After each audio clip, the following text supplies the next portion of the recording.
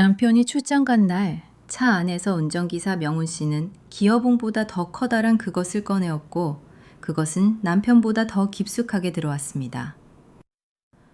구독 버튼을 눌러주시면 매주 놀랍고 감동적인 현실 속 숨은 이야기들을 들려드립니다. 오늘의 이야기 시작합니다. 안녕하세요. 제 이름은 이영희, 나이는 59세입니다. 햇살이 부엌창을 뚫고 들어왔습니다. 마님이 반복되는 오전 7시, 알람 소리도 없이 눈이 떠졌어요. 습관이 참 무섭죠. 제 몸은 여전히 그 시간에 깨어나더라고요. 이불을 정리하고 부엌으로 나왔어요. 어젯밤에 남겨둔 식탁 위에 컵을 치우고 조용히 커피포트를 올렸습니다. 물 끓는 소리가 부엌에 맴돌며 제 마음속 허전함까지 데워주길 바랬죠. 사실 이런 아침은 익숙했어요. 결혼한 지 40년이 넘었지만 함께 식사한 아침은 손에 꼽을 정도였으니까요. 남편 기철 씨는 언제나 바쁘고 저는 언제나 혼자였죠. 그는 또 마찬가지였어요. 출근 준비하며 바쁘게 전화를 받던 기철 씨가 짐을 꾸리며 말했죠. 4박 5일 출장이야. 빙하면 명은 씨 불러. 전속 기사니까 편하게 해 명은 씨라. 며칠 전 처음 인사만 나눴던 그 조용하고 깍듯한 중년 남자. 플래시백의 단정한 머리. 말수는 적었지만 예의는 딱 맞춰 말하던 그 사람이 떠올랐어요. 전속 운전기사로 일한 지 일주일 정도 됐을 거예요. 저는 그냥 고개만 끄덕였죠. 철 씨에게 더 묻는 건 의미 없었으니까요. 기철 씨가 떠난 뒤 거실엔 정적만 남았어요. TV를 켜보기도 하고 라디오도 틀었다 껐다 했지만 무슨 말인지 무슨 노래인지 하나도 귀에 들어오질 않더라고요. 스멀띠 무렵 식탁 위에 앉아 멍하니 창밖을 보고 있었어요. 창문 너머로 느릿하게 눈이 내리기 시작했죠. 처음엔 예쁘다 싶었는데 이상하게도 가슴이 시렸어요. 여태 핸드폰을 손에 들고 있던 제 손끝이 저도 모르게 명훈 기사님 번호를 눌렀습니다. 조금 머뭇거리다가 통화 버튼을 눌렀죠. 여보세요? 아, 명훈 씨, 저 영희예요. 혹시 지금 시간 괜찮으세요? 네, 사모님 말씀하세요. 무슨 일 있으신가요? 그의 목소리는 낮고 차분했어요. 그 단정한 말투가 왠지 모르게 마음을 편안하게 해주더라고요. 드라이브 좀 가고 싶은데요. 어디든 좋아요. 스무티 곳이나 가주세요. 잠시 정적이 흘렀고 명훈 씨는 조용히 대답했어요. 알겠습니다. 후르드갑 쉬러 가겠습니다. 저도 왜 그런 전화를 했는지 모르겠어요. 혼자서 이 집안에 있는 게 그냥 너무 답답했거든요. 미스 플래소트쯤 지났을까요? 현관문을 나서니 검은색 세단이 조용히 집 앞에 서 있었어요. 차 문을 열고 타려는 순간 눈송이 하나가 코끝에 툭 떨어졌어요. 차 안으로 들어서자 은은한 난방과 익숙한 방향제 냄새가 반겨주었죠. 프록시미티 춥진 않으셨죠? 아니요, 괜찮아요. 그는 저를 슬쩍 바라보더니 조용히 시동을 걸었어요. 그러고 차가 천천히 움직이기 시작했죠. 어디로 갈까요? 그냥 아무 데나. 멀리 가지 않아도 돼요. 참보아티 좋으니까. 그 말이 끝나자 우리는 말없이 도로를 달리기 시작했어요. 차 안엔 라디오 소리도 없고 대화도 없었지만 이상하게도 불편하지 않았어요. 나이빈이 조용히 쌓이는 도심 창밖 풍경을 바라보며 마음이 조금씩 차분해졌어요. 그렇게 어느 고요한 외곽도로를 달리던 중 무릎에 찬 기운이 느껴졌어요. 저도 모르게 무릎을 살짝 움켜쥐었을 때였어요. 사모님, 여기 담요 있습니다. 혹시 몰라 미리 준비해뒀어요. 그가 손을 뻗어 담요를 건넸어요. 조용히 울렸습니다. 누군가가 제 불편함을 먼저 알아채 준 건 도대체 얼마만이었을까요? 감사해요. 그 짧은 말밖에 할 수 없었죠. 자오근 이후 우리는 아무 말 없이 차창 너머 세상을 바라봤어요. 하얗게 내려앉은 눈은 도심의 번잡함을 잠시 덮어주는 것 같았죠. 그저 바라만 보고 있어도 마음이 조금씩 풀리는 기분이었어요. 그렇게 한참을 달리다가 명훈 씨가 말했어요. 혹시 출출하지 않으세요? 저는 배를 만져보며 웃었어요. 그러고 보니 점심도 제대로 안 먹었네요. 근처에 괜찮은 식당이 있습니다. 따뜻한 국물이 괜찮으실까요? 좋죠. 그런 게 딱 당기네요. 그는 익숙하게 골목 안으로 차를 몰았어요. 그리고 작은 식당 앞에 차를 세웠죠. 허름하지만 정이 가는 손님도 꽤 있는 그런 동네 식당이었어요. 자작솜자 따뜻한 김이 올라오는 국과 반찬들이 놓였어요. 밥 한 숟갈이 뜨는 순간 저는 괜히 울컥했어요. 혼자 먹는 밥에 익숙해져 있었는데 누군가와 마주 앉아 따뜻한 국을 먹는 게 이렇게 특별한 일이 될 줄이야. 정말 따뜻하네요. 제가 조용히 말하자 명훈 씨는 고개를 끄덕이며 말했어요. 네, 저도 오늘 같은 날엔 이런 밥이 그립더라고요. 댁에서 식사는 가족분들하고 같이 하는 편이세요? 제가 조심스럽게 물었어요. 잠시 멈칫하던 명훈 씨가 조용히 대답했죠. 아내는 9년 전에 떠났습니다. 바드로요. 아내 몸이 좋지 않아 자식도 낳지 않았어요. 아, 제가 괜한 말을 꺼냈네요. 죄송해요. 괜찮습니다. 시간도 많이 지났고요. 그러의 말투는 담담했지만 눈빛에는 조용한 그리움이 어렸어요. 그 눈빛이 낯설지 않았어요. 어쩌면 저도 그런 눈을 하고 있었겠죠. 아콤파냐를 마치고 나서 다시 차에 올랐을 땐 눈이 더 거세졌어요. 도로 위엔 눈이 빠르게 쌓였고 시야도 점점 흐려졌죠. 그리고 얼마 지나지 않아 도로 앞에 있는 통제 표지판을 마주하게 됐어요. 차량 진입 통제입니다. 이 길로는 더 이상 못 가겠네요. 그의 말에 저도 창밖을 내다봤지만 눈보라에 아무것도 보이지 않았어요. 그럼 어떡하죠? 조금 돌아가야겠어요. 시간이 조금 늦을 수도 있습니다. 하지만 다른 길도 폭설에 대부분 차량이 통제되거나 차가 많이 막혔어요. 핸드폰을 보니 시간은 어느덧 밤 12시가 다 되어 가더군요.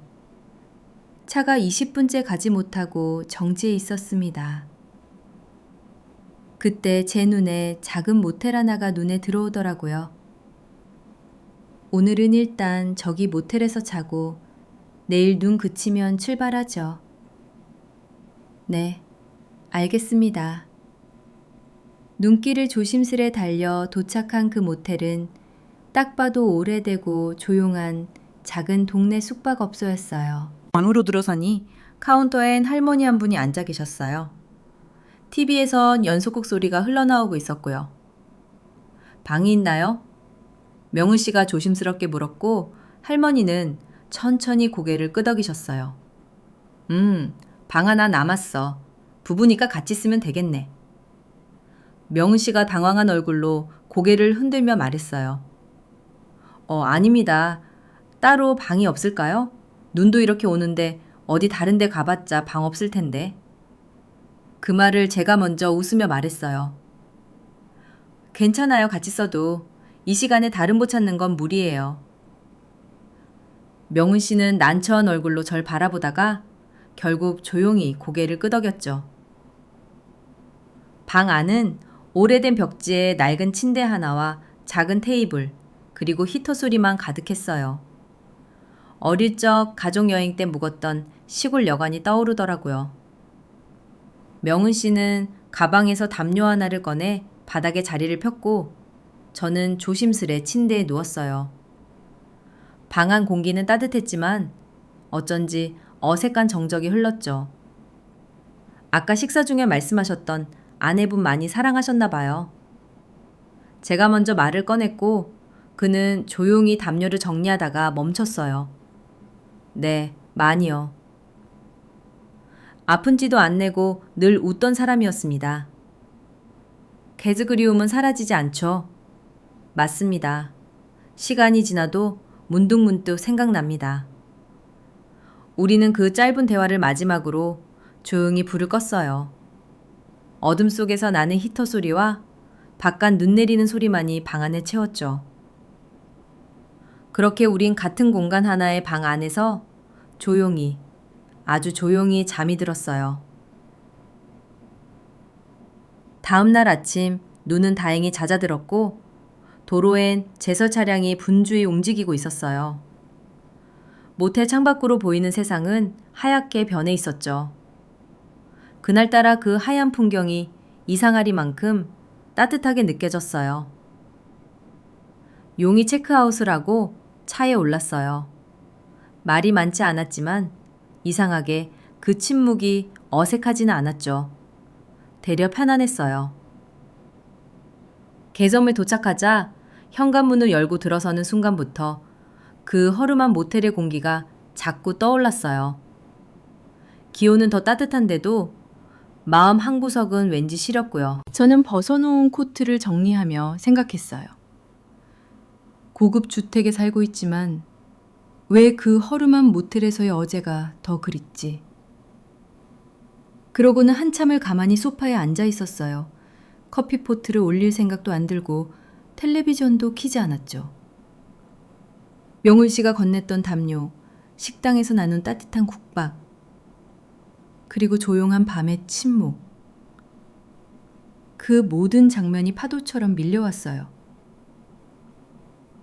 며칠이 지나고 기철 씨가 출장에서 돌아왔어요. 어느 때처럼 말없이 현관문을 열고 들어와. 왔어. 한마디 남기고는 바로 방으로 들어갔죠. 리주 제치도 서로 마주 앉아 식탁에 앉았지만 대화는 여정이 없었어요. 식사 후 기철 씨는 화장실에서 샤워를 하고 있었습니다. 저는 부엌에서 설거지를 끝내고 소파에 앉으려는데 식탁 위에 올려진 기철 씨의 휴대폰이 계속 진동이 울리더군요. 유독 그날따라 그 진동이 거슬렸습니다. 그래서 저는 남편의 휴대폰을 들여다봤어요. 김비서라는 이름 있었죠. 자기 너무 좋았어. 다음엔 더 좋은 데로 더 길게 갔다 오자. 사랑해. 그림선. 한무 말도 할 수 없었어요. 4박 5일 출장이라더니 이 여자와 놀다 온 거였죠. 문자 메시지를 쭉 올려보니 2년 전부터 김비서와 외도를 하고 있었어요. 로 뽑았다는 말을 들은 기억이 떠올랐죠. 손끝이 차가워졌고 입술이 바싹 마르더라고요. 하지만 놀랍지도 화가 나지도 않았어요. 슬픔프지도 않았고요. 어쩌면 이미 오래전부터 이럴 거라고 느끼고 있었을 거예요. 저는 조용히 휴대폰을 내려놓고 소파에 앉았습니다. 기철 씨가 샤워를 끝마치고 나오고 휴대폰을 챙겨 방에 들어갔지만 저는 아무 말 없이 앉아 있었어요. 잠시 후 남편이 방에서 나와 저를 보더니 무슨 일 있어? 그가 물었지만 저는 그냥 고개를 저었어요. 아니요. 학생 은도 없어요. 하지만 제 안에서는 무언가가 아주 조용히 여러 감정들이 요동치고 있었어요. 그날 밤 기철 씨는 일찍 잠들었고 저는 혼자 거실에 앉아 조용히 불을 낮췄어요. 창밖엔 가로등 불빛만 깜빡이고 있었고 커피잔엔 식은 물만 남아 있었죠. 문득 핸드폰을 들여다봤습니다. 명훈 기사님. 그 이름 앞에서 손끝이 머뭇거렸어요. 아무 일 없었다는 듯 다시 내려놓을까 했는데 그 순간 마음 깊은 곳에서 조용한 속삭임이 들렸습니다. 이젠 나도 내 마음을 좀 더 들여다봐도 되지 않을까? 그렇게 저는 조심스럽게 문자를 보냈어요. 내일 퇴근 후에 시간 괜찮으세요? 커피 한잔 하고 싶어요. 문자를 보낸 뒤 몇 번이나 핸드폰을 들여다봤는지 몰라요. 너무 조용해서 그 조용함에 심장 소리까지 들릴 것 같았거든요. 그리고 잠시 뒤 간결한 답장이 도착했습니다. 마러컨, 좋습니다. 어디로 가면 될까요? 카페는 가끔 혼자서 자주 가던 동네 작은 커피숍이었어요. 오후 10시를 넘긴 시간이었지만 그 공간만큼은 여전히 따뜻한 커피향으로 가득했죠. 먼저 도착한 저는 창가 자리에서 커피 2잔을 주문해 두었고 곧 명훈 씨가 조용히 문을 열고 들어왔어요. 사모님, 많이 기다리셨어요? 아니요, 저도 방금 앉았어요. 그는 여느 때처럼 단정한 셔츠에 짙은 코트를 걸치고 있었고 손엔 장갑을 들고 있었어요. 그 모습이 왠지 모르게 듬직해 보이더라고요. 제가 이런 자리에 함께해도 괜찮으세요? 그가 조심스럽게 묻자 저는 살짝 웃었어요. 캐캣 목타립 투할 이유가 있나요? 가끔은 그냥 누군가랑 조용히 커피 마시고 싶을 때가 있잖아요. 오늘이 그랬어요. 그는 고개를 끄덕이며 따뜻한 잔을 감싸지었어요. 저도 그런 날이 종종 있습니다. 요즘은 더 자주요.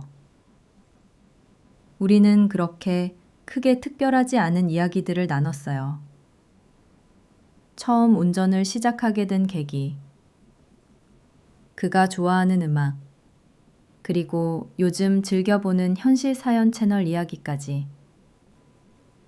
그의 말투는 여전히 조용하고 정중했지만 그 속엔 분명 관심이 담겨 있었어요. 사모님은 어떤 음악 좋아하세요? 옛날 노래요. 어릴 땐 엄마가 틀어놓던 그 노래들이 싫었는데 지금은 그 가사가 왜 그렇게 마음에 남는지 모르겠어요. 그 시절 노래들은 마음을 조용히 두드리죠. 그 말에 저는 살며시 웃었어요.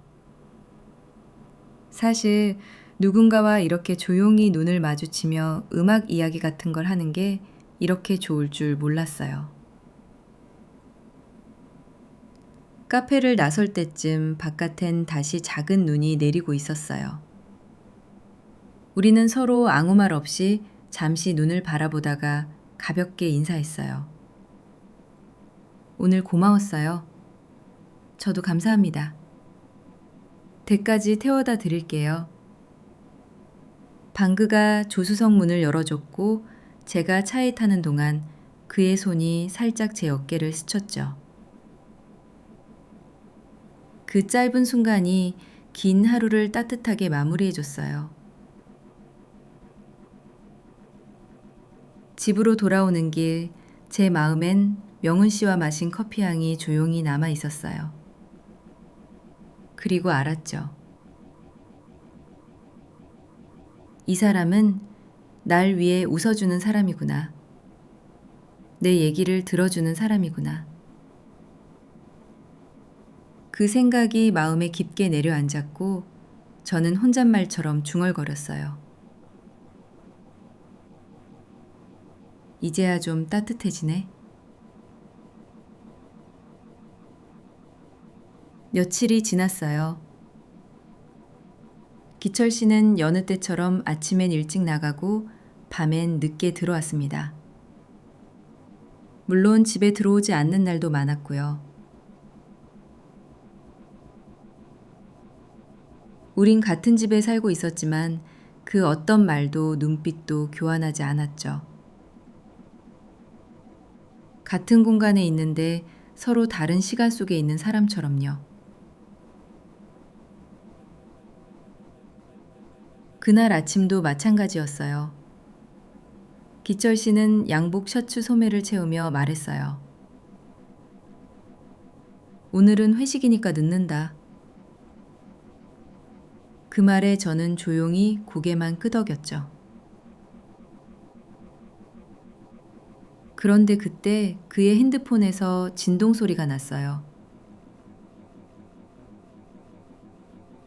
만문코 눈길이 갔고 익숙한 이름이 다시 떴습니다. 김비서? 놀랍지도 않았고 속상하지도 않았어요. 그냥 더는 이런 일에 마음 쓰고 싶지 않다는 생각뿐이었죠. 입을 열었어요. 기철 씨? 응? 우리 이혼해요. 그 말에 기철 씨는 손을 멈췄어요. 당황한 눈빛으로 절 바라보더군요. 갑자기 무슨 소리야? 갑자기 아니에요. 아주 오래전부터 생각해 왔어요. 뭐가 문제인데? 이유라도 있을 거 아니야. 저는 식탁에 앉아 두 손을 모은 채 천천히 말했어요. 문자 봤어요. 김비서라는 사람한테 온 거요. 프로젝터? 예전에 비서 새로 뽑은 거 실수로 잘못 보낸 문자일 수도 있잖아. 저는 작게 웃었어요. 그 웃음이 스스로에게도 낯설 만큼 담담했죠. 그 문자가 아니더라도 우린 이미 오래전에 끝났어요. 40년 동안 혼자 사는 것처럼 외로웠고 당신은 집에 없었고 그 공허함을 나 혼자 안고 살았어요. 이제 그만할래요.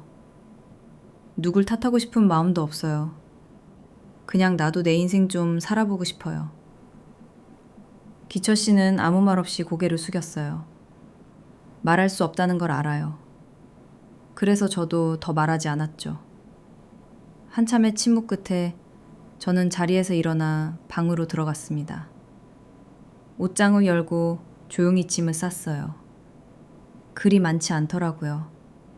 제게 남겨진 건 생각보다 적었어요.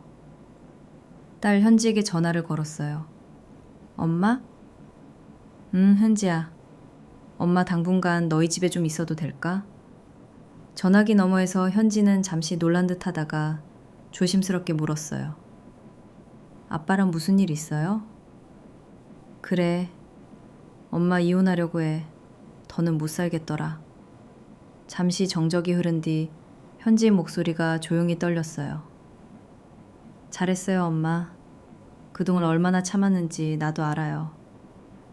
엄마, 이제는 누구보다도 엄마 자신을 먼저 생각해요. 엄마는 그냥 엄마가 아니라 한 사람의 여자니까요. 그 말에 눈물이 핑 돌았어요. 엄마가 아니라 여자로서 살아도 된다고 말해주는 딸이 가슴이 아를 만큼 고마웠어요. 태어나서 여자로서 처음으로 존중받는 기분을 딸에게 느꼈습니다. 이렇게 저는 40년을 함께 산 집을 조용히 나왔어요. 아무도 말리지 않았고 아무도 붙잡지 않았어요. 한때는 온 세상이었던 공간을 그저 조용히 등지고 나온 거죠. FK 현지 집으로 옮긴 지 이틀째 되는 날이었어요. 낯선 방, 딸과 사위의 따뜻한 배려, 그리고 손주들의 웃음소리까지 모든 게 고마웠고 조용히 위로가 되었지만 제 마음 한구석은 여전히 허전했어요. 밤이 되면 괜히 생각나더라고요. 그 사람. 말수는 적지만 눈빛만으로 위로가 되던, 담요를 조심스레 건네주던, 한 번도 날 불편하게 하지 않던 그 사람. 장그밤 저는 핸드폰을 들고 문자를 보냈어요. 시간 괜찮으세요? 잠깐만 얼굴 보고 싶어요. 답장은 오래 걸리지 않았어요. 네, 집 근처 공원 벤치에 있습니다. 그는 늘 제가 찾으면 나타나듯 제 곁에 조용히 있어주는 느낌이었어요. 집 근처 작은 공원 가로등 글빛 아래 낡은 벤치에 앉아있던 그 사람의 모습이 보였어요. 코트깃을 세운 채 손을 모은 모습은 어쩐지 익숙하고 또 반가웠습니다. 오래 기다리셨어요? 아닙니다. 저도 나온 지 얼마 안 됐어요. 그는 조용히 고개를 끄덕이며 저를 옆자리에 앉게 했어요. 추우실 텐데. 괜찮아요. 오히려 바람이 차서 좋네요. 마음이 가라앉아요. 잠시 정적이 흘렀고 저는 입을 떼었습니다. 저 이혼했어요. 그의 눈이 조금 커졌어요. 예, 며칠 전 기철 씨한테 말했어요. 더는 못 살겠다고요. 지금은 잠시 딸집에서 지내고 있어요. 그는 말없이 제 얼굴을 바라봤어요. 바구하는 문자도 받고요. 사실 그 전부터 알고 있었던 것 같아요. 그 사람에게 마음이 없다는 걸. 그래서 더 허전했고, 그래서 더 견디기 힘들었고. 저는 말끝을 흐렸어요. 그 순간 명훈 씨가 천천히 입을 열었어요. 사실 저도 오늘 사표를 썼습니다. 네, 버는 그 집에 들어가고 싶지 않았습니다. 매일 그 사람을 태우고 또 마주보면 볼수록 영희 씨 생각만 나더라고요. 그는 처음으로 제 이름을 불렀어요. 영희 씨, 그 한마디가 마치 긴 벽을 허물어 버리는 것 같았어요. 지금 뭐라고 하셨어요? 영희 씨라고 했습니다. 이젠 사모님이 아니시니까요. 그리고 저는 오래전부터 이름을 부르고 싶었습니다. 제 눈시울이 뜨거워졌어요. 이렇게 따뜻하게 이름을 불러주는 사람이 있다는 게 어쩌면 내 삶에서 처음인 것 같았거든요. 오늘은 그냥 조용히 옆에만 있어주세요. 제가 조용히 말하자 그는 아무 말 없이 제 손 위에 자기 손을 얹었어요. 그 손길은 어느 말보다 따뜻했어요. 영희 씨, 네, 혹시 괜찮으면 제 집에 오셔도 돼요. 저는 놀라서 그를 바라봤어요. 이렇게 말해도 될지 모르겠지만 이제 서로 혼자일 이유가 없잖아요. 그 순간 제 마음 안에 남아있던 마지막 벽이 조용히 무너져 내렸어요. 그래요. 한번 살아봐요, 우리. 무엇보다 이제는 따뜻한 공간에서 마음을 나누고 싶어요. 그날 밤 저는 다시 짐을 꾸렸어요. 하지만 이번엔 벗어나려는 짐이 아니라 새로운 시작을 위한 짐이었어요. MK, 친구 집에 가 있으려고. 딸은 이미 다 알고 있다는 표정으로 웃으며 말했어요. 저는 딸의 말에 왠지 모르게 눈물이 났어요. 그날 정말 오랜만에 딸을 안아보았습니다. 그렇게 저는 작은 가방 하나, 몇 벌의 옷, 그리고 오래 묵혀뒀던 마음 한 조각까지 그 모든 걸 담아 그 사람의 집으로 향했어요. 창밖에서 참새 소리가 들렸어요. 눈을 떴을 때 제일 먼저 마주한 건 하얀 커튼 사이로 스며드는 햇살과 창틀 위에 놓인 작은 화분이었어요. 그곳은 낯선 공간이었지만 이상하게 전혀 낯설지 않았어요. 명훈 씨의 집, 조용하고 깔끔하고 무엇보다 혼자가 아닌 공간. 페이베크 무펄 거실로 나가니 주방에서 조용히 커피를 내리는 그의 모습이 보였어요. 회색 스웨터에 검은 바지를 입은 채 정수기 옆에 기대어 있던 그의 등 너머로 은은한 커피 향이 퍼지고 있었죠. 일어나셨어요? 그가 고개를 돌려 조용히 웃었어요. 그 웃음 참 따뜻했어요. 누군가가 아침에 나를 위해 웃어주는 그 순간이 이렇게 소중할 줄 몰랐죠. 네, 잘 잤어요. 여긴 창문이 참 예뻐요. 아, 맞아요. 햇살이 잘 들어오죠. 집에 정이 들었거든요. 그는 컵 2개 커피를 따라 식탁 위에 조심스레 내려놓았어요. 우리는 마주 앉아 따뜻한 커피를 한 모금씩 마셨어요. 아침부터 이렇게 누군가와 마주 앉아 있는 게 참 오랜만이에요. 제가 말하자 그는 천천히 고개를 끄덕였어요.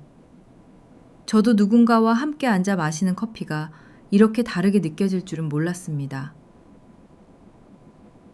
식사를 준비하겠다며 제가 일어섰을 때 그가 말렸어요. 제가 해드릴게요. 그냥 앉아 계세요. 그 말에 가슴 한 구석이 찌르르 울렸어요. 평생 누군가의 밥을 차려왔던 제 삶에서 처음으로 그냥 앉아 있어도 된다는 말을 들었거든요. 그루니고에서 달걀과 야채를 꺼내 정성스럽게 오믈렛을 만들었고 토스트를 굽고 조그마한 그릇에 잼을 덜어냈어요. 정말이지 보기만 해도 배가 부른 아침상이었죠. 이런 걸 다 준비하셨어요? 사실 혼자 있을 땐 간단하게 먹었습니다. 근데 누군가를 위해 차리는 아침은 그 마음이 다르네요. 그 말에 저도 모르게 웃음이 나왔어요. 우리는 그렇게 긴 시간 동안 소리내어 웃으며 아침을 먹었어요. 식탁 위로 햇살이 쏟아지고 창밖에선 나뭇잎이 바람에 흔들렸어요. 그 모든 풍경이 마치 오래전부터 알고 지낸 두 사람처럼 조용하고 자연스러웠죠. 식사 후엔 가볍게 옷을 갈아입고 집 근처 공원으로 산책을 나갔어요. 겨울 햇살이 포근하게 등을 감싸줬고 공원 산책로를 따라 우리는 천천히 걸었어요. 서로 나란히 걷는다는 건 때로는 말보다 깊은 위로가 되죠. 그가 먼저 손을 내밀었고 저는 말없이 그의 손을 잡았어요. 그 따뜻한 온기에 하루 종일 떨리던 마음이 가만히 가라앉았어요. 이 길 어릴 적 엄마랑 같이 걸었던 동네 골목이랑 비슷해요. 저 말이 말하자 그는 걸음을 멈췄어요. 그 시절이 그립습니까? 그땐 가난했지만 마음은 꽉 차 있었어요. 요즘은 가진 게 많은데도 허전하더라고요. 그는 조용히 말했어요. 그 말에 제 마음이 조용히 그리고 확실하게 움직였어요. 그날 이후 저는 명훈 씨의 집에서 지내기 시작했어요. 처음엔 조심스러웠어요. 이 집에 제 물건을 주는 것도, 부엌에 들어가는 것도, 세탁기를 여는 것도. 그런데 이상하게 그 모든 순간이 불편하지 않았어요. 오히려 조용히 안기는 기분이었죠. 아치면 함께 눈을 뜨고 서로 커피잔을 나누고 하루에 1000마디를 건네는 게 이렇게 큰 위안이 될 줄은 몰랐어요. 어느 날은 함께 시장에 갔어요. 손잡고 골목을 걷는 두 사람. 이 집 근처엔 이런 재래시장이 있어요? 네, 가끔 혼자 장보곤 했죠. 오늘은 둘이라 더 든든하네요. 엠벌건개 앞에서 오징어 가격을 흥정하는 제 모습에 명은 씨가 웃었어요. 그렇게 딱 부러지게 흥정하시는 건 처음 보네요. 예전엔 장바구니 들고 다니는 게 내 하루의 절반이었거든요. 그러니까 이런 건 좀 자신 있어요. 우리는 채소도 사고 두부도 사고 과일 가게에서 귤도 한 봉지 샀어요. 장바구니를 나란히 들고 걷는 그 길이 어쩐지 참 귀엽고 또 따뜻했어요. 집에 돌아오자 저는 앞치마를 두르고 부엌으로 들어갔고 명훈 씨는 조용히 테이블을 닦고 그릇을 정리해줬어요. 도와드릴까요? 아니요, 저 혼자 할 수 있어요. 하지만 옆에 있어주는 건 좋아요. 매끈은 고개를 끄덕이며 뒤에서 조용히 믹서기를 돌렸어요. 귤을 갈아 주스를 만들겠다고 하더라고요. 내 옆에 있어주는 사람. 그 말이 이토록 큰 울림으로 다가오다니요. 저녁엔 둘이 함께 TV를 보며 귤을 까먹었어요. 같은 뉴스에 같이 웃고 같은 소리에 같이 놀라고 어느 순간 그가 제 무릎에 담요를 덮어줬어요. 처럼 무릎이 추울까 봐요. 그 말에 괜히 울컥했어요. 남편과 살던 40년 동안 단 한 번도 누가 내 무릎을 걱정해 준 적이 없었는데 이 사람은 두 번째였어요. 그리고 그 두 번 모두 그 사람이었어요. 영훈 씨, 내 우리 이런 시간이 오래 갔으면 좋겠어요. 그는 고개를 돌려 절 바라보다가 조용히 말했어요. 총명도 그래요. 서로의 속도에 맞춰서 천천히 오래오래 걸어갔으면 좋겠습니다.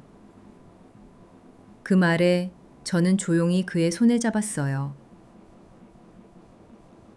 함께라는 건 결코 큰 사건이 아니고 특별한 날만 있는 것도 아니에요. 그저 귤을 까먹으며 웃을 수 있는 하루, 화장실에서 수건을 나란히 걸어두는 일상. 그 속에 진짜 사랑이 숨겨져 있다는 걸 이제야 알게 되었어요. 한동안 고요했던 시간이 조용히 흐르고 있었어요. 서로 익숙해졌고 말이 없어도 마음이 닿는 순간이 많아졌죠. 그날 아침 식탁에 따뜻한 토스트를 올려놓으며 명훈 씨가 조용히 말했어요. 이번 주말 우리 어디 잠깐 다녀올까요? 저는 놀란 눈으로 그를 봤어요. 여맨벌이요? 멀지 않은 곳에 조용한 바닷가 마을이 있어요. 예전부터 혼자 가보고 싶던 곳이었는데 이제는 함께 가보고 싶어졌어요. 그 말에 제 마음도 슬며시 열렸어요. 그래요. 우리 한번 떠나봐요. 여행 가방에는 옷 몇 벌과 평소 쓰던 화장품, 그리고 구겨진 책 한 권을 넣었어요. 건투로 요일 아침 두 사람은 나란히 차에 올라 서해의 바닷가 쪽으로 향했어요. 창밖 풍경이 조금씩 바뀌고 도시의 소음이 점점 멀어지자 마음속 불안도 함께 줄어들더라고요. 여행은 참 오랜만이에요. 제가 중얼거리자 그가 조용히 웃으며 대답했어요. 언제 마지막으로 다녀오셨어요? 기억도 안 나요. 아마 딸아이 유치원 졸업여행쯤? 그럼 이번이 사실상 처음이네요. 혼자만이 아니라 함께 가는 여행. 그러네요. 이상하게 긴장이 돼요. 공도요. 근데 좋습니다. 우리가 도착한 곳은 한적한 바닷가 마을이었어요. 아콘파는 조금 차가우람은 조금 차가웠지만 햇살이 따뜻해서 걷기 딱 좋았죠. 게스트하우스에 짐을 풀고 작은 카페에서 점심을 먹은 뒤 우리는 바닷가 산책로를 걸었어요. 모래사장을 밟으며 걷는 기분은 어릴 적 시골 외할머니 댁가 개울가를 걷던 기분과 비슷했어요. 건투로 여기 좋네요. 제가 말하자 그는 천천히 모래에 발자국을 내며 말했어요. 여기 언젠가 혼자 와볼까 했었는데 혼자 오지 않길 잘한 것 같아요. 건투로 이야기를 나눴어요. 아내를 처음 만났던 날, 그녀가 병상에 누워 있었던 마지막 모습, 혼자서 밥을 먹는 시간이 제일 힘들었다는 고백. 그리고 제 지난 시간들도 말했어요. 닌지벨이 없던 남편, 비어있는 식탁, 혼자서 마주하던 명절과 밤. 그런 이야기들이 부끄럽지 않게, 서글프지 않게 흘러나왔어요. 그 사람이 듣고 있다는 것만으로도 이미 위로였으니까요. 노을이 지는 바다 앞, 우리는 작은 벤치에 나란히 앉아 이런 순간이 진짜 살아있는 느낌이에요. 제가 말하자 그는 조용히 제 손을 감쌌어요. 그 손길은 따뜻했고 부드러웠고 무언가를 약속하는 듯 했어요. 당신과 함께라면 어디든 괜찮다. 그런 마음이 조용히 마음에 내려앉았어요. 노을이 완전히 가라앉고 마을엔 하나둘씩 가로등 불이 켜졌어요. 우리는 게스트하우스로 돌아왔고 조용한 마당 앞 벤치에 앉아 잠시 숨을 고르듯 앉아 있었어요. 밤 공기가 차가워졌지만 옆에 누군가 있다는 사실만으로 그 차가움도 크게 느껴지지 않았어요. 오늘 참 좋았어요. 제가 조용히 말하자 명훈 씨는 미소 지으며 고개를 끄덕였어요. 우리는 그렇게 마주보지도 않고 나란히 앞을 보며 앉아 있었지만 서로의 마음은 그 누구보다 가까웠어요. 방으로 들어서자 조용하고 단정한 침대가 놓여 있었고 작은 조명이 은은하게 불을 밝혔어요. 명훈 씨는 담요를 꺼내 소파 위에 조심스럽게 펼쳤어요. 그 말에 저는 그를 바라봤어요. 저기 불편하지 않으세요? 그가 고개를 저었어요. 저에겐 큰 위로입니다. 그 말에 제 마음이 울컥했어요. 말수가 적은 사람인데 그 짧은 말 속에 깊은 마음이 담겨 있었어요.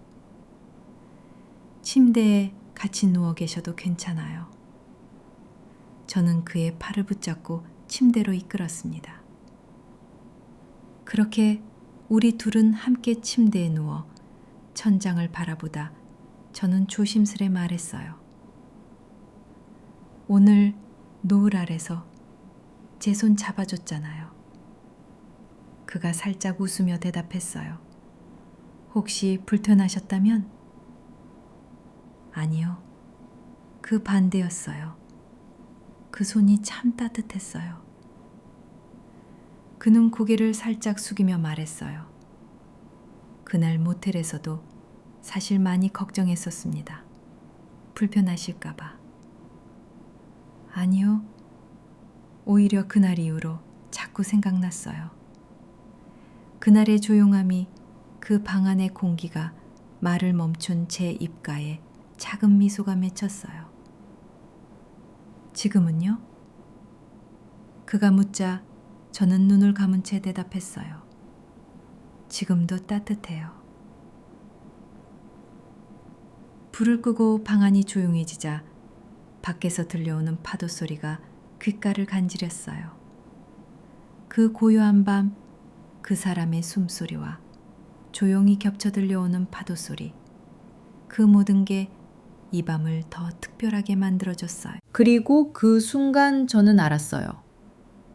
아, 이 사람과 함께라면 더 이상 외롭지 않겠구나.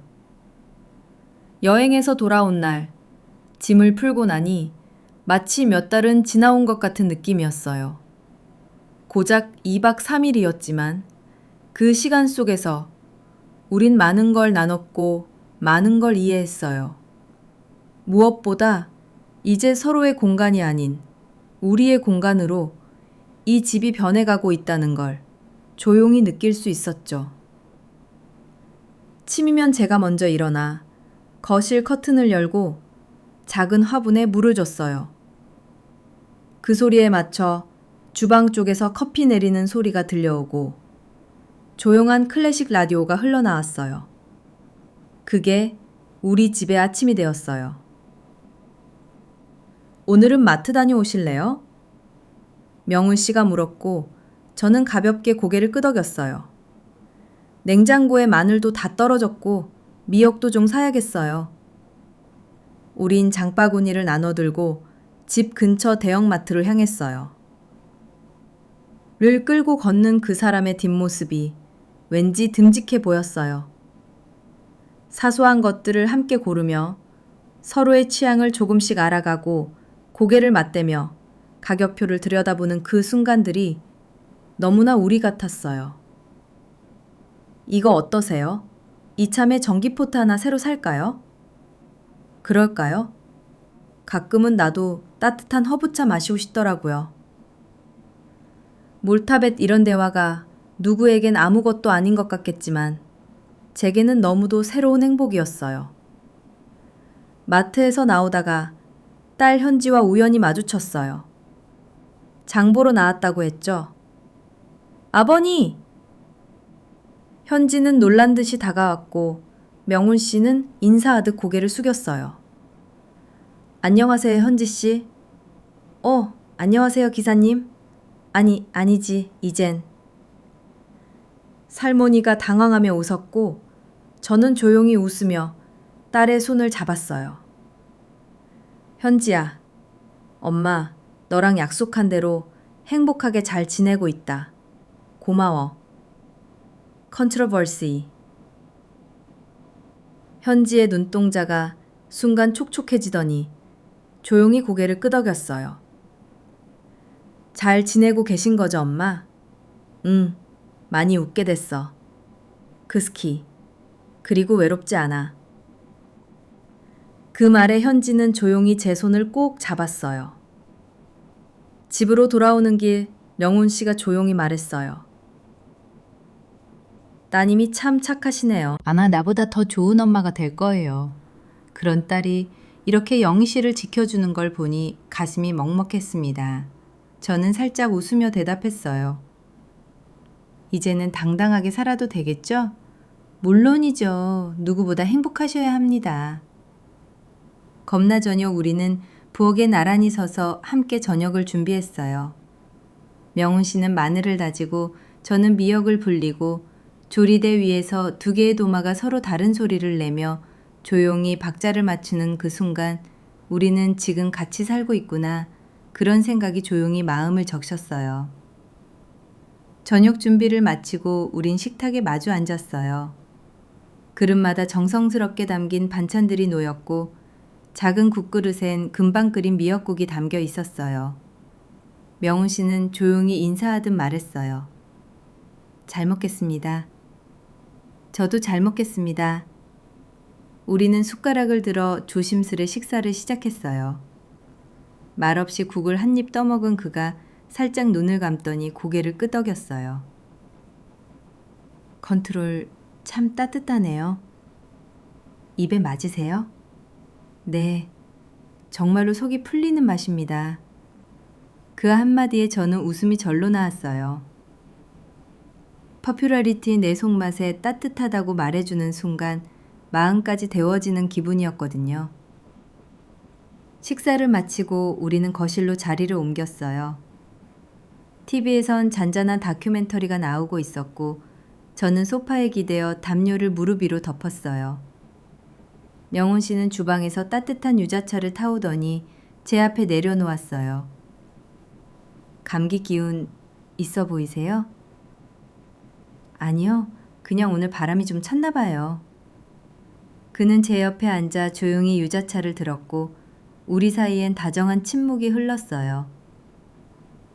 침묵이 전혀 어색하지 않았어요. 오히려 그런 조용함이 이 집을 더 따뜻하게 만들었어요. 명훈 씨? 네, 저 요즘 참 평온해요. 그가 고개를 돌려 절 바라봤어요. 어디선가 들은 말인데요. 사람은 누군가를 사랑할 때보다 누군가와 평온할 때 더 오래 함께할 수 있다고 하더라고요.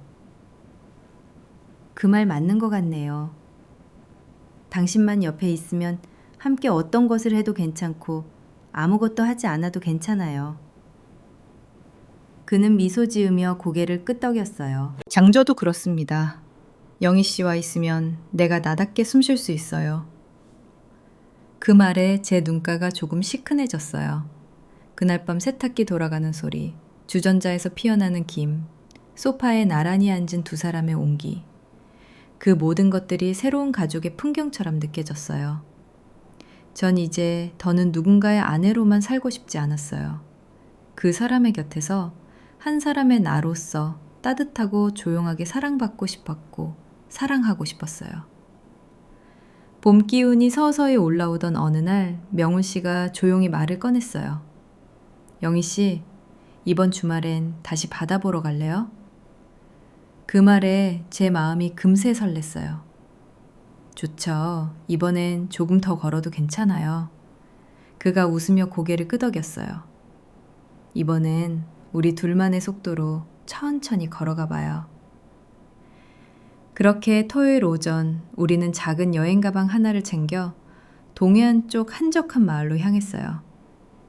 고속도로 위로 햇살이 퍼졌고 차 안엔 클래식 라디오가 조용히 흘러나왔어요. 서로 많은 얘기를 하지 않아도 차 안의 공기는 따뜻하고 평화로웠어요. 이런 조용한 드라이브가 제일 좋더라고요. 제가 말하자 그는 짧게 대답했어요. 영희 씨가 좋다고 하니 저도 좋아지네요. 우리가 도착한 곳은 예전보다 더 조용한 해안 마을이었어요. 펜션에 짐을 풀고 곧장 바닷가로 나섰어요.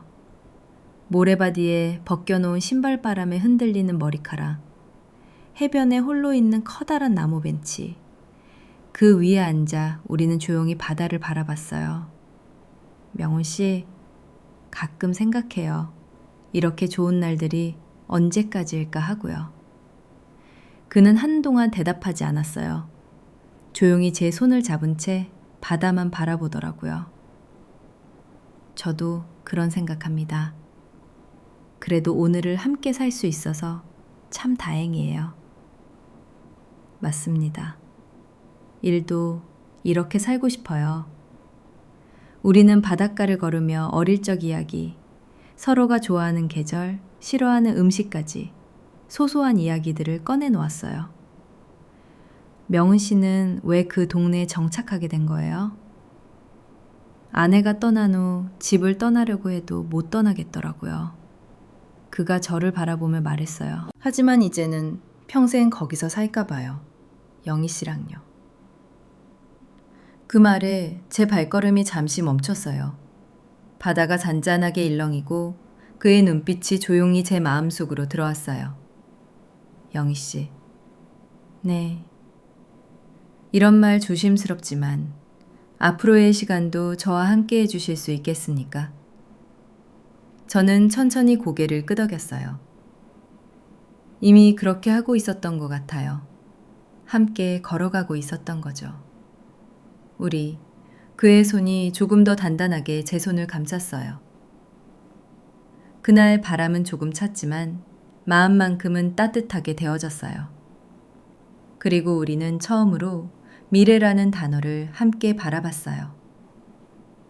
해가 천천히 기울고 해변의 바람이 서늘해진 무렵 우린 펜션으로 돌아왔어요. 방 작은 주방이 딸린 방창문 밖으론 아직도 붉은 노을이 남아 있었어요. 방 안엔 따뜻한 조명이 켜졌고 작은 스피커에선 잔잔한 재즈 피아노가 흐르고 있었죠. 간단하게라도 요리해 볼까요? 명훈 씨가 물었고 저는 웃으며 고개를 끄덕였어요. 오늘은 당신이 해주는 음식 먹고 싶네요. 알겠습니다. 그럼 파스타 어떠세요? 너무 좋아요. 그가 조용히 장을 본 재료를 꺼내 들었고 저는 와인잔을 꺼내 식탁을 닦았어요. 그의 등 너머로 보글보글 끓는 냄비 소리와 프라이팬에 마늘 볶는 냄새가 퍼져왔어요. 저는 그 순간이 참 좋았어요. 조용하고 단정하고 한 끼를 준비하는 이 시간이 마치 오래 함께 살아온 부부 같았거든요. 식탁 위에 크림소스 파스타와 구운 빵, 그리고 와인 2잔이 놓였어요. 진짜 잘하셨네요. 제가 감탄하자 그는 수줍게 웃었어요. 혼자 살다 보니 이런 걸 혼자 만들 줄 알게 됐어요. 이제는 혼자 안 해도 돼요. 그 말에 그가 조용히 눈을 마주쳤어요. 맞습니다. 이제는 둘이서 함께죠. 우리는 와인을 천천히 들었고 잔이 가볍게 부딪히는 소리에 마음이 살짝 떨렸어요. 저녁 식사를 마치고 우리는 창가 앞에 놓인 소파에 나란히 앉았어요. 창 밖으로는 달이 바다 위에 걸려 있었고 조용히 일렁이는 파도 소리가 방 안까지 스며들고 있었어요. 이런 밤 언제 또 와보겠어요. 제가 조용히 말하자 그는 와인잔을 내려놓으며 말했어요. 매일 이렇게는 못 살아도 가끔 이런 밤을 함께 맞을 수 있다면 그걸로 충분합니다. 저는 조용히 기대어 말했어요. 내가 너무 늦게 당신을 만난 것 같아서 속상한 날도 있었어요. 그는 제 어깨에 살짝 손을 얹고 나지막이 말했어요. 하지만 지금이라도 만났으니 됐습니다. 늦게 만났으니 더 아끼고 조심해야죠. 그 방, 우리는 아무 말 없이 오래도록 앉아 있었어요. 창밖엔 바람이 불고 조용한 숨결이 오갔고 두 손은 포개어진 채 꼼짝도 하지 않았어요. 서로를 알아가고 서로를 존중하고 더는 상처 주지 않아도 되는 사람과 같은 공간에 있다는 것. 그건 이 세상 어떤 말보다도 큰 위로였어요. 그리고 그 밤이 지나고 침대에 누웠을 때 명희 씨가 조용히 제 손을 잡고 말했어요. 영희 씨, 늘 당신 옆에서 자는 이 시간이 참 감사해요. 저는 천천히 그의 손을 감싸 안았어요. 나도 그래요. 당신 옆에 있으니까 40년 만에 처음으로 마음이 편해졌어요. 그렇게 아무 불빛도 없는 밤, 우리 둘만의 조용한 숨소리 속에서 나는 조금 더 그에게 기대어 잠들었어요. 외롭지 않은 밤, 그게 얼마나 귀한 건지 이제서야 알게 되었어요. 여행에서 돌아온 다음 날 아침, 햇살이 부엌창을 스쳐 지나가며 식탁이 커튼 끝자락을 부드럽게 흔들었어요. 바다가 좋은 우리는 바닷가 근처 작은 집으로 새로 이사를 했어요. 새로 옮긴 이 작은 바닷가 집은 매일 아침이 다르게 빛나요. 날씨가 맑든 흐리든 이 공간은 따뜻하고 그 따뜻함은 제 마음을 천천히 녹이고 있었어요. 주방 한쪽에선 명우 씨가 조용히 커피를 내리고 있었고 그의 등 너머로 김이 피어오르는 토스트 냄새가 퍼졌어요. 낮그 이젠 이런 아침이 당연한 일처럼 익숙해졌어요. 빵은 살짝 노릇하게 구웠어요. 딱 좋아하시는 굵기로. 그의 말에 웃었어요. 이젠 내 입맛도 다 기억하네요. 당연하죠. 하나하나가 다 소중하니까요. 그 평범한 말 한마디에 괜히 마음이 따뜻해졌어요. 아침을 먹고 나서 우리는 장을 보러 마을로 나갔어요. 시장 골목을 걷는 내내 여기저기서 인사하는 사람들이 있었죠. 어머, 새로 오신 부부시네요. 사모님 아름다우세요. 심히 처음 뵙겠습니다. 나는 그 말에 잠깐 머뭇했어요. 사모님이란 단어가 이젠 낯설기도 했고 어쩐지 민망하기도 했거든요. 강남은 씨가 조용히 제 옆에 서서 말했어요. 앞으로 자주 뵙게 될 거예요. 잘 부탁드립니다. 헛그 말이 너무도 자연스러워서 저도 고개를 숙이며 인사를 드렸어요. 안녕하세요. 저는 영이라고 해요. 잘 부탁드려요. 이웃 아주머니는 환한 미소로 제그 있어요. 잘 부탁드립니다. 저고 반우이네 진짜 죽어예요. 잘 부탁드립니다. 오미야 진짜 일은 있구네. 집 나가 긴님이여. 짐의 말에 진짜 고여도 축복드립니다.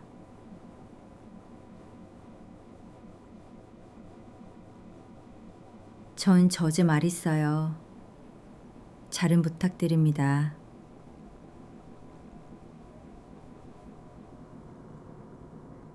짐은 뭐네 저고 개정말 안요.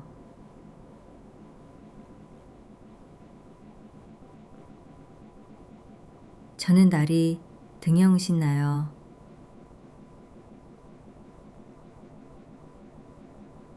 짐은 말을 저고 개전 말안요.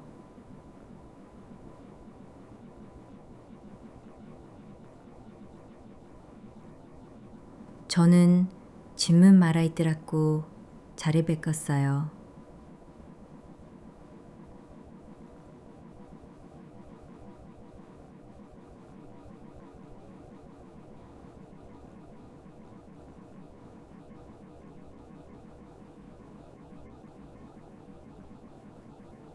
이웃에 짐은 말을 주는 거.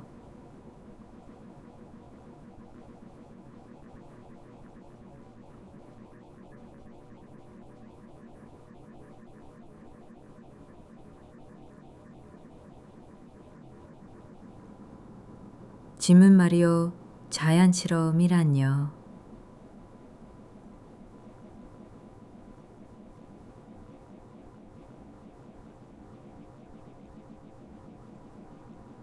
짐은 말을 짐은 말을 심은 거.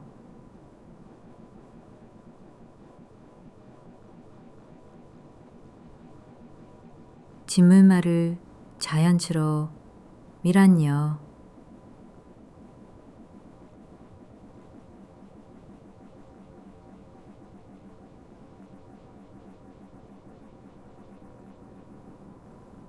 짐은 말을 자연스러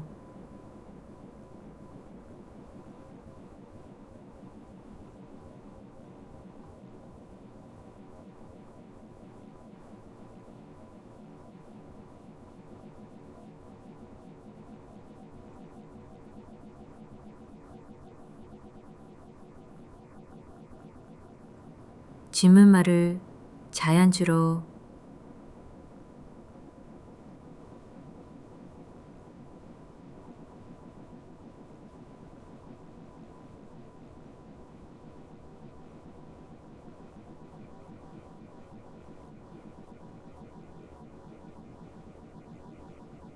짐은 말을 자연스러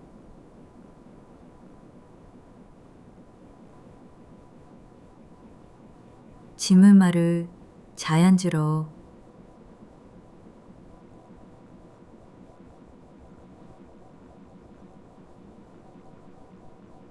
짐은 말을 자연스러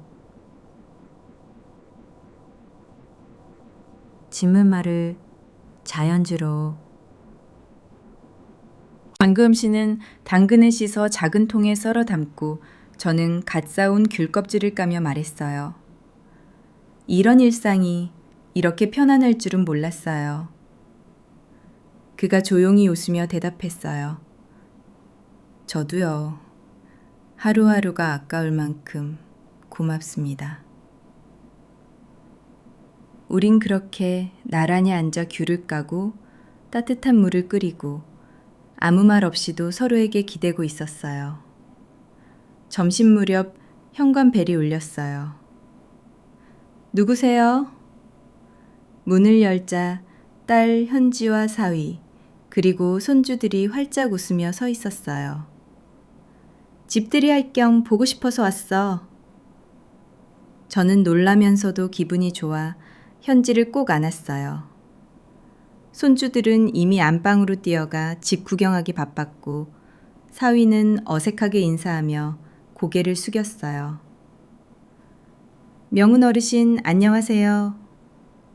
네, 어서 오세요. 편하게 앉으세요. 명훈 씨는 차분하게 손님을 맞이했고 현지는 부엌으로 들어와 저를 슬쩍 바라보며 말했어요. 엄마, 얼굴이 참 좋아졌어요. 그래 보여? 여기 공기도 좋고 같이 사는 사람도 좋아서 그런가 봐. 그 말에 괜히 마음이 뭉클해졌어요. 내가 선택한 삶이 이렇게 누군가의 눈에도 평화로워 보인다면 그걸로 충분했어요. 슬래밍은 우리가 함께 준비했어요. 전찌개를 끓이고 현지는 겉절이를 무쳤고 명훈 씨는 아이들을 데리고 놀아주며 간단한 과일도 썰어냈어요. 식탁 위에는 말 그대로 가족이라는 단어가 놓인 것 같았어요. 인터스테이트과 사위가 웃고 손주들이 깔깔거리며 숟가락을 들고 명훈 씨가 조용히 모두의 물잔을 채우는 그 풍경. 그 한 장면만으로도 저는 지금까지 모든 걸 보상받는 기분이었어요. 식사 후 현지는 저를 데리고 마당에 나갔어요. 햇살이 참 부드럽게 내리쬐었고 나뭇잎들이 바람에 흔들리고 있었어요. 엄마, 응? 나는 엄마가 여기서 이렇게 사는 거 정말 잘했다고 생각해요. 정말? 엄마가 한 사람의 여자로 다시 살아가는 모습이 참 멋져요. 그리고 그 사람이랑 같이 있는 거 정말 좋아 보이더라. 그 말에 제 눈가가 살짝 젖었어요. 현지야, 고맙다. 엄마도 이제는 진짜 웃을 수 있었으면 좋겠어요. 장그날 손주들이 뛰어놀고 명훈 씨는 마당 평상에 앉아 아이들한테 줄 귤 껍질을 벗기고 현지와 저는 거실에 앉아 따뜻한 생강차를 마셨어요. 세상 어디에도 없는 아늑하고 조용한 풍경. 그 속에 나는 분명히 있었어요. 누구의 아내가 아닌, 누구의 엄마가 아닌, 그냥 나로 살아가는 저라는 한 사람의 시간 속에 남아 있었죠. 그날 밤 잠들기 전 저는 명훈 씨에게 말했어요. 오늘 참 고마웠어요.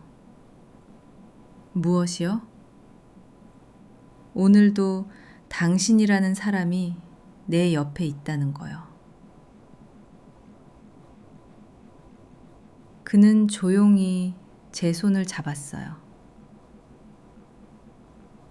그럼 내일도 모레도 쭉 함께 할 수 있도록 잘 지켜드릴게요. 그 말에 저는 조용히 고개를 끄덕였어요. 이 삶이 누군가에게 평범하게 보일진 몰라도 지금 내겐 세상에서 가장 귀한 하루였어요. 영희 씨, 이번 주말에 시장 안에서 작은 다과회 있대요. 동네 어르신들 몇 분 모이신다네요. 명훈 씨가 신문을 적으며 조용히 말을 꺼냈어요. 저기 커피숍 뒤쪽 정자 아시죠? 거기서 다 같이 모여 따뜻한 차 마시고 이야기 나눈대요. 저는 잠시 머뭇하다가 살짝 웃으며 대답했어요. 우리도 가볼까요? 그는 웃으며 고개를 끄덕였어요. 주말 오후 작은 시장 뒤쪽 정자엔 따뜻한 국화차 냄새와 갓 구운 고구마 냄새가 가득했어요. 커피포트에서 김이 모락모락 올라오고 손수 뜨개질한 담요들이 나눠졌고 아랫동네 아주머니들이 옹기종기 둘러앉아 도란도란 이야기꽃을 피우고 있었죠. 우리가 정자 쪽으로 걸어가자 몇몇 시선이 우리를 향했어요. 그 시선을 마주하자 조금 쑥스럽긴 했지만 이젠 피하지 않기로 했어요. 명우 씨가 먼저 다가가 정중하게 고개를 숙였어요. 안녕하세요. 며칠 전 여기로 이사 온 명훈입니다. 그가 제 옆을 바라봤고 저도 조심스레 웃으며 인사했어요. 안녕하세요. 저는 영희예요. 이 집에 같이 살고 있습니다. 오늘 인사는 제대로 드리는 게 맞을 것 같아서요. 순간 조용하던 분위기 속에서 한 아주머니가 먼저 박수를 쳤어요. 다른 분들도 하나둘씩 고개를 끄덕였고 차를 따르던 어르신이 제 잔을 받아주며 말했어요. 이렇게 차라도 한 잔 마시고 가요. 바람이 좀 차니까 담요도 덥고. 그 따뜻한 말 한마디에 마음 한켠이 스르륵 녹아내렸어요. 정자 한쪽에 나란히 앉은 명우 씨와 저는 따뜻한 국화차를 들고 옆 사람들의 이야기에 조용히 귀를 기울였어요. 어떤 분은 손주 자랑을 하셨고 누군가는 새로 들어온 고양이 얘기를 하셨고 그 속에 저는 자연스럽게 끼어 있었어요. 서울이요. 오래 살았어요. 근데 여긴 공기가 참 다르네요. 사람도 마음도요. 행사가 마무리돼 무려 어르신 한 분이 제게 작은 유자청병을 건네셨어요.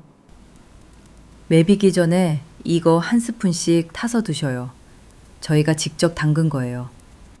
그 병을 받아들며 저는 고개 숙여 인사드렸어요. 정말 감사합니다. 덕분에 따뜻한 겨울이 될 것 같아요. 그리고 그때 처음으로 느꼈어요. 아, 이제 이 동네에서 나도 누군가가 내 이름을 불러주는 사람이구나. 이름도 없이 존재감 없이 살던 시절은 지나고 이제 나는 누군가의 기억 속에 조용히 따뜻하게 남는 사람이 되었구나. 다가회를 마치고 집으로 돌아오는 길 손에 꼭 쥔 작은 유자청병이 괜히 마음을 따뜻하게 했어요. 바람은 조금 차가웠지만 그날의 정자한 담요를 덮고 나눴던 이야기와 웃음들 그리고 나를 향해 건넨 잔잔한 인사들 덕분에 그 어떤 날보다 포근했죠. 현관문을 열고 들어오니 집 안은 은은한 햇살과 부엌 쪽에서 스며드는 변냄새로 가득했어요. 차 끓일까요? 명훈 씨가 가방을 내려놓으며 말했고 저는 손에 들고 있던 병을 보여주며 웃었어요. 네가 주셨어요. 직접 담근 유자청이라네요. 주방에서 물이 끓고 잔 2개를 식탁 위에 올려놓았어요. 브로운 씨는 작은 나무 숟가락으로 유자청을 조심스레 떠 잔에 넣었고 뜨거운 물을 따라 부으니 달콤한 향이 방 안 가득 퍼졌어요. 이 냄새 어릴 때 엄마가 감기 걸리면 자주 끓여주시던 냄새 같아요. 제가 중얼거리자 그는 조용히 웃으며 말했어요. 장 어릴 때 이런 과일청이 귀해서 겨울마다 귤 껍질을 말려두곤 했어요. 그걸 물에 넣고 끓여 마셨던 기억이 납니다. 2잔의 차가 식탁 위에서 김을 피우며 조용히 서로를 향해 안겨 있었어요. 우리 둘도 어쩌면 그런 시간 속에서 이렇게 나란히 머물게 된 게 아닐까 싶었어요. 차를 한 모금 마시고 나서 저는 창밖을 바라보다 말했어요. 오늘 다과회 괜히 긴장했었는데 생각보다 재밌고 따뜻하더라고요.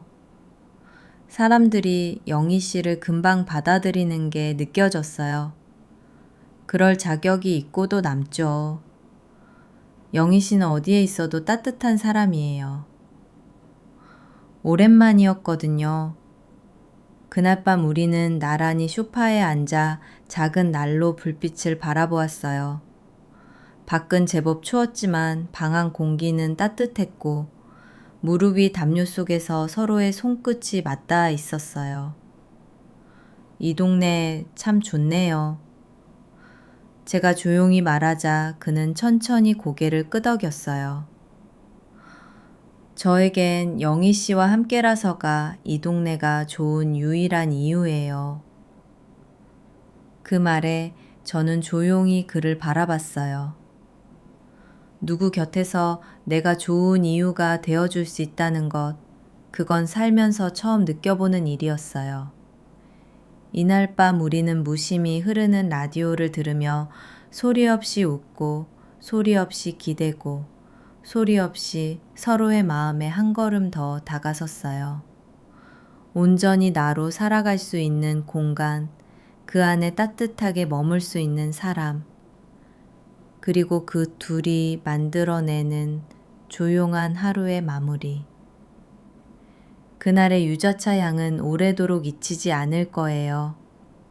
아침 햇살이 부엌창을 넘어 거실까지 닿았어요. 그 밝음에 먼저 눈이 떠졌고 조용히 눈을 비비며 일어나 커튼을 걷었어요.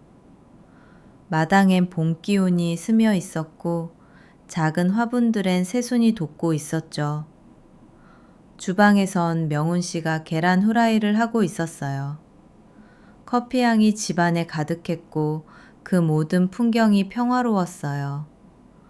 그가 따뜻한 커피잔을 건네며 말했어요. 좋아요. 요즘은 자꾸 걸으면서 생각을 정리하고 싶어지네요. 우리는 함께 나섰어요. 익숙한 길, 익숙한 바람, 그리고 익숙해진 발걸음. 모래사장을 나란히 걷다가 한쪽 벤치에 나란히 앉았어요. 파도는 조용히 밀려왔다 밀려갔고 그 소리는 마치 오래된 기억처럼 서로의 침묵 사이를 잇는 다리 같았어요. 명은 씨, 우리 이만큼 걸어왔네요. 그는 조용히 고개를 끄덕였어요. 영희 씨와 함께 걷는 길은 매일 새롭고 매일 고맙습니다. 그네 마음속에서도 조용히 잎이 돋는 느낌이었어요. 잠시 침묵이 흐르고 그가 다시 입을 열었어요. 처음엔 이렇게까지 마음을 열 수 있을지 몰랐어요. 그리고 이 감정이 오래 갈지 확신도 없었고요. 하지만 이젠 알아요. 내가 당신 없이 살아가는 날이 더 상상되지 않는다는 걸. 저도 그래요. 이제는 혼자라는 건 두렵지 않지만 당신이 옆에 없다는 걸 생각하면 두려워요. 앞으로 계속 함께 있고 싶어요. 우리 손은 말없이 맞잡혔고 그 온기가 가슴까지 닿았어요. 겠어요? 지금처럼 말고 정식으로 부부로서의 삶으로요. 저는 그 말을 듣고 잠시 바람 소리만 들렸어요. 저는 바다를 바라보다가 천천히 그의 쪽을 바라봤어요. 늘은 만큼 더 따뜻하게 살아봐요. 함께 걷는 하루가 남은 날들 중에 가장 소중하길 바라면서요. 그날의 바다는 파도가 크지도 바람이 거세지도 않았어요. 우리처럼 조용히 흐르며 서로에게 스며들고 있었어요. 이젠 누군가를 기다리는 삶이 아니라 누군가와 함께 살아가는 삶이 시작된 거예요. 해가 천천히 기울어가던 오후였어요. 우리는 마당 평상에 나란히 앉아 따뜻한 커피를 손에 쥔 채 말없이 흐르는 시간을 함께 바라보고 있었어요. 바람은 부드러웠고 담장 너머 이웃집 고양이가 조용히 울었고 햇살은 우리의 어깨를 감싸듯 내려앉았어요. 그 순간이 어쩌면 우리가 꿈꾸던 평온이란 이름의 시간일지도 모르겠다는 생각이 들었어요. 오늘 날씨가 참 좋네요. 제가 먼저 입을 열자 명훈 씨가 웃으며 대답했어요. 저는 천천히 고개를 끄덕였어요. 그러게요. 예전에는 이런 순간을 놓치고 살았어요. 늘 바쁘고 늘 무언가에 쫓기고 그러다 보니 이런 늦은 오후가 얼마나 귀한지 몰랐던 거죠. 그 애는 지금 알아차리셨으니 다행입니다.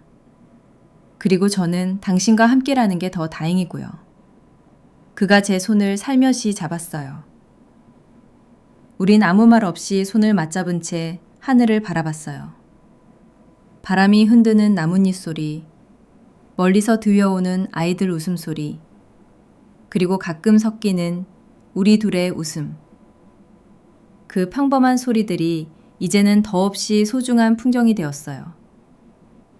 당신을 만나고 나서 내 삶이 참 많이 달라졌어요. 저도 그렇습니다. 이제는 누군가의 그림자에서 벗어나서 온전히 내 삶을 살고 싶어요.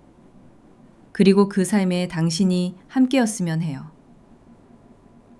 영희 씨와 함께라면 그 어떤 것도 중요하지 않아요. 영희 씨와 함께하는 그 순간이 제일 소중해요. 우리는 그렇게 늦은 햇살 속에 앉아 아무 계획도, 아무 약속도 없이 그저 마음을 나누었어요. 하지만 그 마음만으로도 충분하다고 생각했어요. 왜냐하면 그동안 우리가 버티고 견뎌낸 시간이 있었고, 이제는 서로를 이해하며 걸어갈 수 있는 사람이 곁에 생겼으니까요. 우리는 나란히 마당을 걸어 안으로 들어왔어요. 저는 문턱에 들어서며 조용히 중얼거렸어요. 우리의 시간은 이제 시작이에요.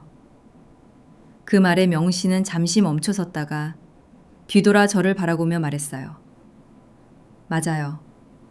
우리의 두 번째 인생, 이제 막 시작한 거예요. 그리고 그렇게 햇살이 남은 방 안에서 우리는 조용히 등을 맞대고 앉아 서로의 온기를 나누며 앞으로 펼쳐질 날들을 천천히 준비하기 시작했어요.